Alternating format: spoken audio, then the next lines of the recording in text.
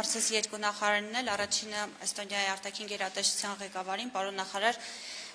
ինչ կարծիք ունեք Հայաստանի եւ Ադրբեջանի միջև խաղաղության գործընթացի վերաբերյալ, հատկապես երբ կան հումանիտար հարցեր, որոնք լուծված չեն, Բաքվի բանտերում դեռևս հայեր են պահվում, հնարավոր է հաստատել ամուր խաղաղություն, երբ այդ հարցերը լուծված չեն, եւ պարոն Միրզոյան, այս առումով ունենք նորություն, հատկապես երբ Կարմիր խաչի գրասենյակը փակվել է Բաքվում, Ադրբեջանում եւ մեր հայրենակիցների առնչությամբ կոշտ եւ շատ ծանր մեղադրանքներով է շրջանառվում։ Դե գիտեք, այս հարցում մեր դիրքորոշումը մշտապես նույնն է, մենք կարծում ենք, որ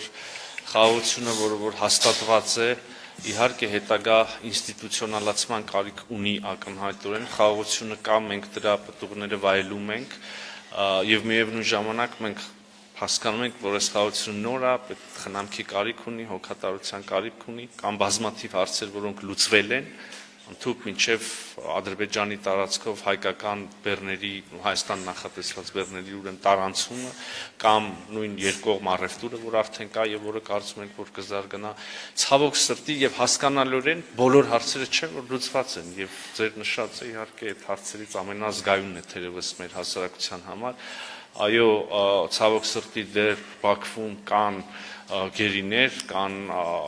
պահվող անձինք եւ կարծում ենք մեր դիրքորոշումը նույնն է, այսինքն օր առաջ այս մարդիկ պետք է ազատ արձակվեն եւ մենք վստահ ենք, որ նրանց ազատ արձակումը կգա միայն ամրապնդելու հաստատված խաղաղությունը։ Մենք շարունակում ենք մեր երկխոսությունը Ադրբեջանի հետ այս թեմայով, անշուշտ սա մեր օրակարգի ամենաառաջնային հարցերից մեկն է, մենք շարունակում ենք այս մասին խոսել նաև միջազգային գործընկերների հետ, այո, ինչպես նկատեցիք, Կարմիր խաչի գործունեության ուրեմն ավարտը Ադրբեջանում ել ավելի է բարդացրել իրավիճակը այս առումով, այսինքն համաձայնվում ենք, որ խնդիրը կա եւ շարունակում ենք մեր ջանքերը այդ ուղղությամբ։ Նորություն չկա, այս այն հարցն է, որ երբ որ նորություն է լինում, անմիջապես ամբողջ հասարակությունը իմանում է, նորությունը միակ է այստեղ կարա լինի նոր խմբի ուրեմն ազատ արձակումը։ Just adding, as I said before as well,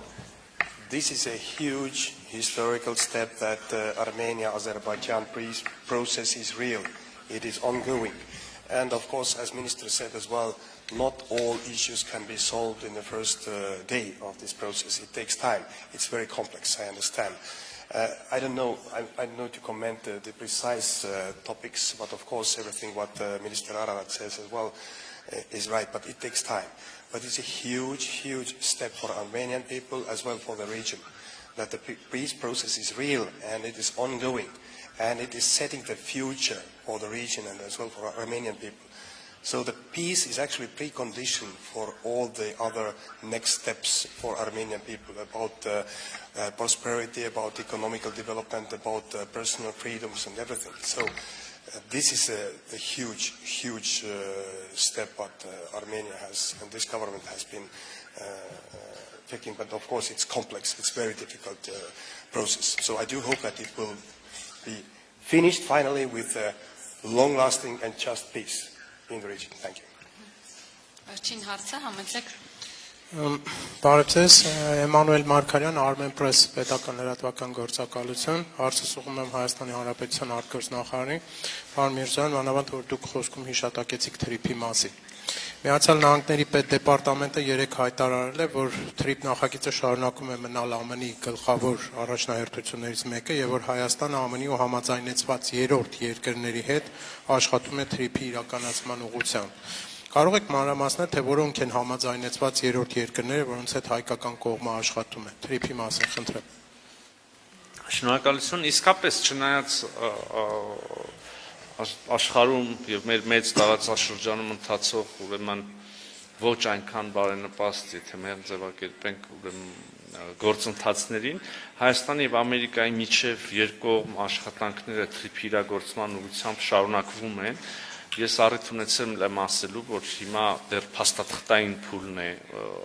աշխատանքների եւ ըստ էության միջպետական պայմանագրի համաձայնեցման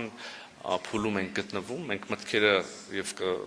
դիրքորոշումներ առանձին հարցերի շուրջ անընդհատ ենք փոխանակում ամերիկյան վարչակազմի ներկայացուցիչների հետ։ Հուսանք, որ որքան հնարավոր է շուտ նաև կթևակողենք հաջորդ շինարարական ըստեյության փուլ եւ ահա սա այստեղ է որ նաև մենք երրորդ գործընկերների կարիք ենք ունենալու իհարկե պայմանագիրը երկկողմ է լինելու եւ համաձայնություն եւ նախագիծը մեծ հաշվով ամբողջապես երկկողմ է նկատեմ Հայաստանը եւ Միացյալ Նահանգները բայց նաև շինարարության փուլում ենք գործընկերների կարիք ունենալու եւ ըստ էության ամենայն հավանականությամբ նաև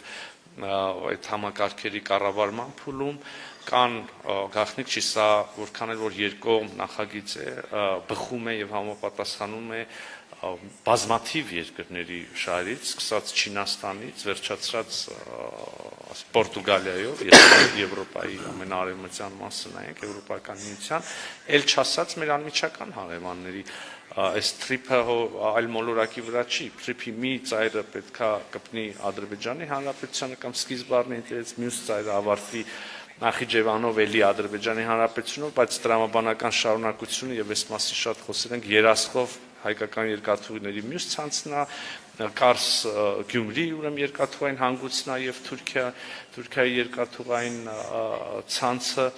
կենտրոնական Ասիայի երկրները հատկապես շատ շահագրգռված են մեկ օր առաջ մենք այստեղ հանդիպում ենք նաեւ Ղազախստանի արտաքին գործերի նախարարի հետ ով Հայաստանում էր նաեւ Ղազախստանի տրանսպորտի նախարարի